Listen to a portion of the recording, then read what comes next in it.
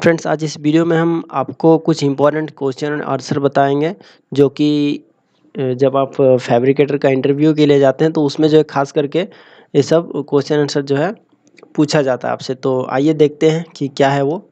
ठीक है, तो कोई ज़रूरी नहीं कि इसमें जो मैं 10 बता रहा हूँ 10 का 10 आपसे पूछेगा ही, लेकिन इसमें मैक्सिमम जो है इस टाइप का क्वेश्चन जो है आपको ज़रूर मिल ही जाएगा। ओके, तो आइए जानते हैं।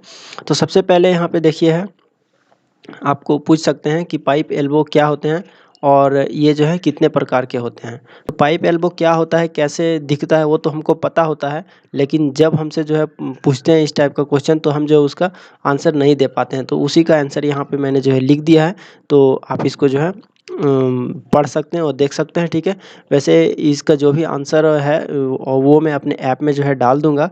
ठीक है, और इसके साथ में मैं सभी का फ़ोटो भी जो है ऐड कर दूंगा ऐप में। तो आइए यहाँ पे इसका आंसर जो है हम जानते हैं।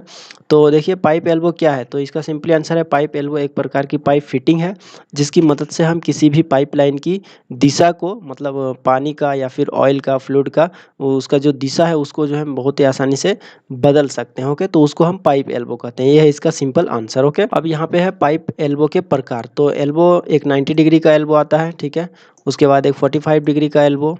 ठीक है, उसके बाद एक लॉन्ग रेडियस का एल्बो, एक शॉर्ट रेडियस का एल्बो और एक रेड्यूसिंग एल्बो, मतलब जिसमें रेड्यूसर फिक्स होता है। ओके, तो ये सब आपको जो है बताना है। ओके, अभी नेक्स्ट देखते हैं। तो नेक्स्ट है रेड्यूसर क्या होता है तथा इसके कितने प्रकार होते हैं। तो रेड्यूसर तो हमको मालूम है कि रेड्यूसर क्या होता है, लेकिन हमें जब आंसर देना है तो इस प्रकार से देना है कि रेड्यूसर एक ऐसी पाइप फिटिंग है जिसकी मदद से हम किसी भी बिग बोर साइज के पाइप को स्मॉल बोर साइज में बदल सकते हैं। मतलब कि बड़ा साइज का अगर कोई पाइप है उसको अगर छोटा साइज में करना है तो वहाँ पे हम रेड्यूसर लगाते हैं। ओके, अब यहाँ पे ये भी पूछ सकते हैं कि रेड्यूसर का हम इस्तेमाल क्यों करते हैं।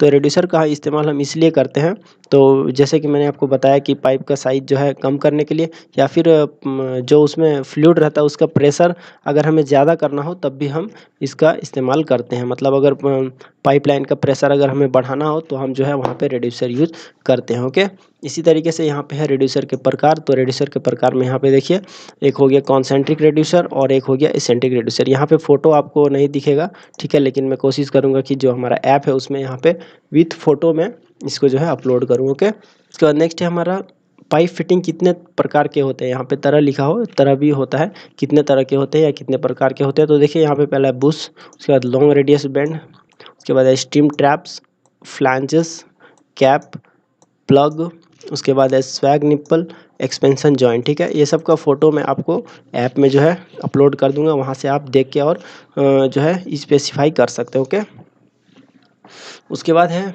यहाँ पे नेक्स्ट क्वेश्चन आपसे ये भी पूछ सकते हैं कि 1 इंच में कितने होते हैं। यहाँ पे मैंने एक ही डाला हुआ है। ठीक है, इस टाइप से आपसे जो है कुछ भी पूछ सकते हैं कि 1 फीट में कितने होते हैं, या फिर 1 सेंटीमीटर में कितने होते हैं। इस टाइप से कुछ भी आपसे जो है पूछ सकते हैं, तो आप टेंशन ना लें।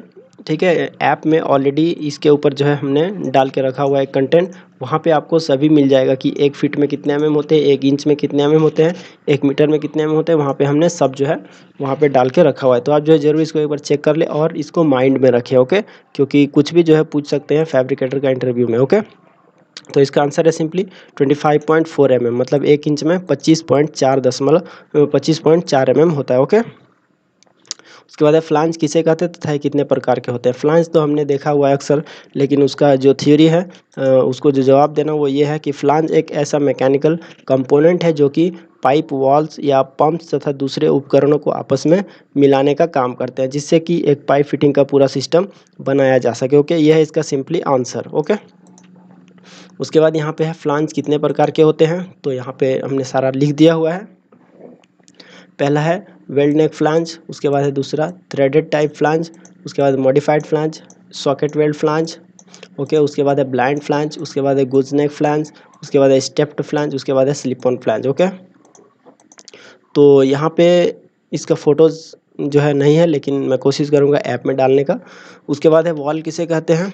तो वॉल तो हमने देखा हुआ है, लेकिन किसे कहते हैं, उसका क्या यूज है, वो यहाँ पे मैंने लिख दिया। ओके, वाल्व एक ऐसी मैकेनिकल उपकरण है जो कि फ्लूइड के फ्लो के रास्ते को बंद या चालू या पार्शियल रुकावट पैदा करके फ्लूइड के फ्लो को डायरेक्ट रेगुलेट या कंट्रोल करता है। मतलब कि ये ऐसा डिवाइस है जो कि फ्लूइड मतलब कि जैसे ऑयल हो गया, वाटर हो गया, ठीक है, तो उसको अगर बंद करना हो या चालू करना हो तो उसके लिए हम इसका इस्तेमाल करते हैं। या पार्शियली रुकआउट मतलब कि कम ज़्यादा, अगर कम करना हो तब भी इसका हम यूज़ करते हैं, या ज़्यादा करना हो मतलब पूरा ओपन करना हो तब भी हम इसका इस्तेमाल करते हैं। ओके, तो इसको वॉल कहते हैं। अब यहाँ पे है वॉल कितने प्रकार के होते हैं, तो पहला है ग्लोब वॉल, उसके बाद है बॉल वॉल, उसके बाद है बटरफ्लाई वॉल, उसके बाद है नॉन रिटर्न वॉल, ठीक है, इसको एनआरवी बोलते हैं। तो शॉर्ट में पूछ भी सकता है कि एनआरवी मतलब क्या होता है, तो आपको जवाब देना है नॉन रिटर्निंग वॉल। ओके, उसके बाद है कंट्रोल वॉल, उसके बाद है प्रेशर रिलीफ वॉल, उसके बाद है नीडल वॉल, उसके बाद है प्लग वॉल, उसके बाद है डायफ्राम वॉल, उसके बाद है फ्लॉट वॉल, उसके बाद है प्रेशर सेफ्टी वॉल, उसके बाद है फ्लश बॉटम वॉल। ओके, उसके बाद नेक्स्ट क्वेश्चन है हमारा बेवलिंग क्या होता है। तो आपने देखा होगा पाइप वगैरह में बेवल मारा हुआ होता है, तो पूछेगा कि बेवलिंग क्या होता है, इसको बेवलिंग क्यों मारा जाता है। तो यहाँ पे सिंपली आंसर है बेवलिंग एक ऐसा प्रोसेस है जिसमें पाइप या प्लेट के किनारे पर एंगल स्लोप कटिंग करके उसे वेल्डिंग के लिए तैयार किया जाता है। मतलब स्लोपिंग में उसको इसलिए तैयार किया जाता है ताकि उसमें वेल्डिंग आए और वो ज़्यादा जो है मजबूत हो पाए, ठीक है, तो वही उसका सिंपल आंसर है। बेवलिंग हैंड ग्राइंडिंग ये का इस्तेमाल करके या बेवलिंग मशीन का इस्तेमाल करके किया जाता है, ठीक है। उसके बाद यहाँ पे नेक्स्ट क्वेश्चन है कि वेल्डिंग करने के लिए पाइप का बेवल डिग्री कितना होना चाहिए, तो सिंपल आंसर है 37.5। ओके, तो ये था 10 इंपॉर्टेंट क्वेश्चन आंसर जो कि जो है आपको माइंड में रखना है। कभी भी जो है जब आप जाएँ इंटरव्यू में तो इस टाइप के क्वेश्चन जो है आपसे पूछ सकते हो। ओके, तो आई होप आपको वीडियो ज़रूर अच्छा लगा होगा। तो इस टाइप से अगर आप वीडियो देखना चाहते हैं तो हमारे चैनल को सब्सक्राइब कीजिए और साथ में बेल आइकन को प्रेस कीजिए। और अगर आप हमारे ऐप फिटर की पूरी जानकारी को इंस्टॉल अभी तक नहीं किए हैं तो ऐप को इंस्टॉल कीजिए। तो मिलते हैं नेक्स्ट वीडियो में। Thanks for watching, bye. और फ्रेंड्स, अभी तक हमने जो है बहुत सारे वीडियो बना के रखा हुआ है, जैसे पाइप फिटर से रिलेटेड, पाइप फैब्रिकेटर से रिलेटेड और स्ट्रक्चर फिटर से रिलेटेड ड्राइंग कैसे देखना है, और तो उन सब के बारे में अगर आप ज़्यादा जानकारी चाहते हैं, देखना चाहते हैं, तो आप चैनल पे जाइए और प्लेलिस्ट में जाके वहाँ से जो है आप सारा वीडियोज़ एक बाय एक करके देख सकते हैं। तो मिलते हैं नेक्स्ट वीडियो में। Thanks for watching, bye.